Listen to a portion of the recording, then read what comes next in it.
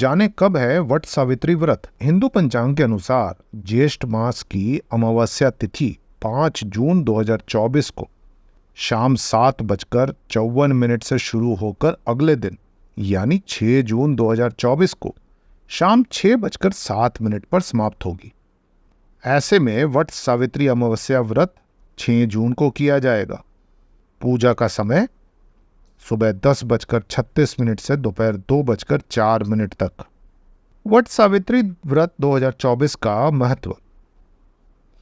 वट सावित्री व्रत का विशेष महत्व है। पौराणिक मान्यताओं के अनुसार इस दिन पतिव्रता सावित्री अपने पति सत्यवान के प्राण यमराज से वापस लेकर आई थी। इस दिन सुहागिन महिलाएं अपने पति की लंबी आयु और अच्छे स्वास्थ्य के लिए व्रत रखती हैं। क्यों की जाती है वट वृक्ष की पूजा? वट वृक्ष में त्रिदेव यानी ब्रह्मा, विष्णु और महेश जी का वास होता है। इसके साथ ही वट वृक्ष की इन शाखाओं को सावित्री का रूप माना जाता है। इसके अलावा तन में विष्णु जी, जड़ में ब्रह्मा जी और शाखाओं में शिव जी का वास होता है। ज्येष्ठ पूर्णिमा की वट सावित्री व्रत 2024 में कब है? हिंदी पंचांग के अनुसार ज्येष्ठ मास में 2 बार वट सावित्री व्रत रखा जाता है। पंचांग के अनुसार ज्येष्ठ पूर्णिमा 21 जून 2024 को सुबह 7:31 से शुरू होकर 22 जून को सुबह 6:31 तक है। पूजा करने का समय सुबह 5:24 से सुबह के 10:38 तक का समय है। वट सावित्री व्रत का महत्व। पुराणों के अनुसार वट वृक्ष में ब्रह्मा जी, विष्णु जी और महेश जी तीनों देवताओं का वास है। इसके नीचे बैठकर पूजन व्रत कथा सुनने से सभी मनोकामनाएं पूरी होती हैं। भगवान बुद्ध को इसी वृक्ष के नीचे ज्ञान प्राप्त हुआ था। अतः वट वृक्ष को ज्ञान, निर्वाण व दीर्घायु का पूरक माना जाता है। ऐसी मान्यता है कि ये व्रत सुहागन स्त्रियों के लिए बहुत ज्यादा महत्वपूर्ण होता है। जो सुहागन स्त्री वट सावित्री व्रत रखती है और बरगद के वृक्ष की पूजा करती है, उसे अखंड सौभाग्य का फल मिलता है और उसके सभी कष्ट दूर होते हैं।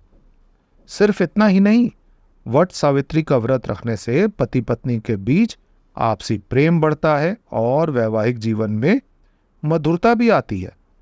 कहते हैं कि वट वृक्ष में कई रोगों को नाश करने की क्षमता होती है। इसीलिए इस दिन वट वृक्ष की पूजा विशेष महत्व है। वट सावित्री की कथा। राजा ऋषि अर्षपति की एक संतान थी जिसका नाम था सावित्री। सावित्री का विवाह ध्रुमसेन के पुत्र सत्यवान के साथ हुआ था। नारद जी ने अर्षपति को सत्यवान के गुण और धर्मात्मा होने के बारे में बताया था, लेकिन उन्होंने ये भी बताया था कि सत्यवान की 1 साल बाद ही मृत्यु हो जाएगी। पिता ने सावित्री को काफी समझाया, लेकिन उन्होंने कहा कि वो सिर्फ सत्यवान से ही विवाह करेंगी और किसी से नहीं। सत्यवान अपने माता पिता के साथ वन में रहते थे। विवाह के बाद सावित्री भी उनके साथ में रहने लगी। सत्यवान की मृत्यु का समय पहले ही बता दिया गया था, इसलिए सावित्री पहले से ही उपवास करने लगी। जब सत्यवान की मृत्यु का दिन आया तो वह लकड़ी काटने के लिए जंगल में गया। सावित्री ने कहा कि आपके साथ जंगल में मैं भी जाऊंगी। जंगल में जैसे ही सत्यवान पेड़ पर चढ़ने लगा तो उनके सिर पर तेज दर्द हुआ और वृक्ष से नीचे आकर सावित्री की गोद में सिर रखकर लेट गया। कुछ समय बाद सावित्री ने देखा कि यमराज के दूत सत्यवान को लेने आए हैं। सावित्री भी यमराज के पीछे पीछे चलने लगी। जब यमराज ने देखा कि उनके पीछे कोई आ रहा है तो उन्होंने सावित्री को रोका और कहा, तुम्हारा साथ सत्यवान के साथ धरती तक था, अब सत्यवान को अपना सफर अकेले तय करना है। सावित्री ने कहा, मेरा पति जहां जाएगा मैं वहीं उनके पीछे जाऊंगी, यही धर्म है। यमराज सावित्री की पतिव्रता धर्म से बहुत प्रसन्न हुए और उन्होंने एक वरदान मांगने को कहा। सावित्री ने अपने सास ससुर की आंखों की रोशनी मांगी। यमराज ने वर देकर आगे बढ़े। फिर से सावित्री पीछे आ गई तो उन्होंने फिर एक वरदान मांगने को कहा। तब सावित्री ने कहा कि मैं चाहती हूं कि मेरे ससुर का खोया हुआ राजपाट वापस मिल जाए। ये वरदान भी देकर यमराज आगे बढ़ गए। इसके बाद भी सावित्री पीछे चल पड़ी। तब यमराज ने सावित्री को एक और वर मांगने के लिए कहा। तब उन्होंने कहा कि मुझे सत्यवान के 100 पुत्रों का वर दे। यमराज ने ये वरदान देकर सत्यवान के प्राण लौटा दिए। सावित्री लौटकर वृक्ष के पास आई और देखा कि सत्यवान जीवित हो गए हैं। वो उन्हें साथ लेकर सास ससुर के पास पहुंची तो उन्हें नेत्र ज्योति प्राप्त हो गई और उनका राज्य उन्हें वापस मिल गया। धार्मिक मान्यताओं के अनुसार माता सावित्री अपने पति सत्यवान के प्राणों को यमराज से छुड़ा कर लाई थी। वट सावित्री व्रत के दिन क्या है बांस का महत्व? वट सावित्री व्रत के दिन जितना बरगद के पेड़ का महत्व है उतना ही बांस का भी महत्व है। मान्यता है कि इस दिन बांस का प्रयोग करने से वैवाहिक जीवन में सुख समृद्धि आती है और संबंध में मधुरता स्थापित होती है।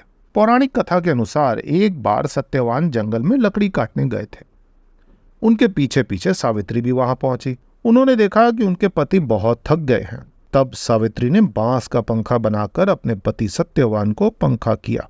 ऐसा करने से सत्यवान की थकावट दूर हो गई और गर्मी से उन्हें राहत मिली। तभी से वट सावित्री व्रत के दिन बांस का पंखा बनाने की परंपरा स्थापित हुई। बांस का पंखा इस दिन अपने पति को करने से वैवाहिक जीवन खुशहाल बनता है। साथ ही वैवाहिक जीवन की समस्याएं भी दूर होती हैं। वैवाहिक संबंध मधुर बनते हैं। अगर बांस का पंखा बनाना आपके लिए मुश्किल हो तो आप बांस को पूजा में ले सकते हैं। वट सावित्री व्रत की पूजा सामग्री में एक सामग्री बांस का भी जोड़ दीजिए। बरगद के पेड़ की पूजा के बाद बांस की पूजा कीजिए। फिर उस बांस को घर से अगले सावित्री व्रत तक रखिए। अगले व्रत पर उस बांस को किसी मंदिर में चढ़ा दीजिए। ध्यान रहे बांस काटना नहीं है, पेड़ से अलग हुआ बांस का टुकड़ा ही लेना है। पूजा में बांस रखना संभव ना हो तो पेड़ से अलग होकर गिरी हुई कोई टहनी भी ले सकते हैं। उस टहनी को आप गंगा जल या जल में तुलसी डालकर धो सकते हैं। इससे वो शुद्ध हो जाएगा। वट सावित्री व्रत पर महिलाएं भूलकर ना करें ये काम। वट सावित्री के दिन महिलाएं अपने पति की दीर्घायु की कामना करते हुए वट वृक्ष की पूजा करती है। लाल रंग की साड़ी पहनकर धूप, घी, अगरबत्ती व चना वट वृक्ष के नीचे रखकर पूजा करें। लेकिन इस दिन कुछ चीजों का ख्याल रखना बहुत जरूरी होता है। वट सावित्री के दिन महिलाओं को नीली, काली और सफेद रंग की साड़ी नहीं पहननी चाहिए। इसके साथ ही इन रंगों की चूड़ियां भी नहीं पहननी चाहिए।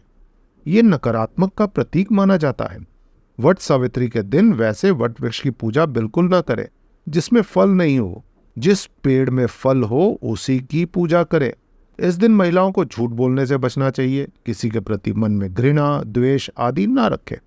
इससे पूजा का लाभ नहीं मिलेगा। वट सावित्री के दिन अपने सुहाग के लिए पूजा की जाती है, इसलिए अपने जीवन साथी से वाद विवाद करने से बचें। अगर आपको ये जानकारी अच्छी लगी हो तो लाइक, शेयर और सब्सक्राइब जरूर करें और कमेंट बॉक्स में जय माता दी जरूर लिखें। जय माता दी।